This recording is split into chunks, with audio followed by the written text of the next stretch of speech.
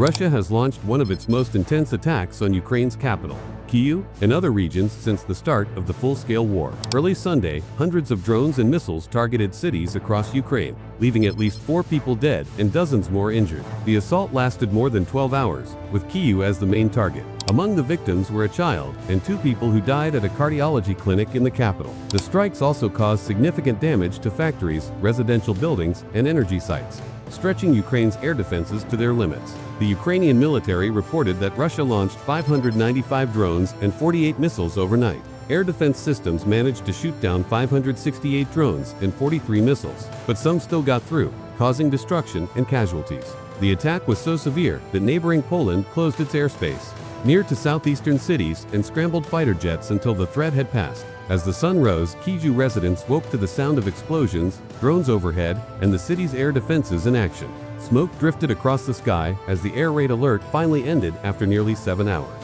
On the ground, the aftermath was clear. Reuters journalists described scenes in Kyiv suburbs where rows of newly built homes were almost completely destroyed, and parked cars were crushed by falling debris. Residents picked through the wreckage of their apartments, with windows shattered by the force of the blasts. Many people rushed to underground metro stations for safety, following updates on their phones as the attack unfolded above.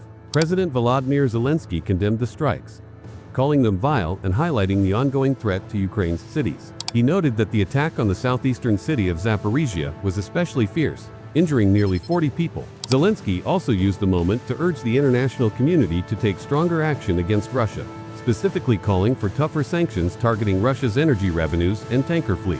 He stressed that decisive action from the United States, Europe, the G7, and the G20 was urgently needed to cut off the funds fueling the invasion. Russia's defense ministry claimed the attack was aimed at military infrastructure, including airfields, using long-range air and sea-based weapons and drones.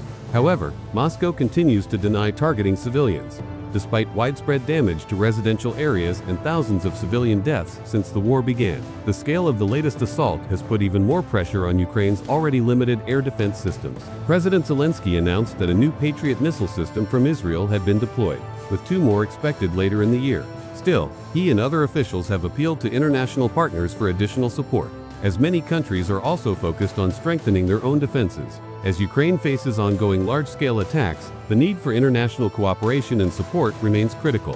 What do you think should be the next step for the global community in response to these escalating attacks? Let us know your thoughts in the comments below.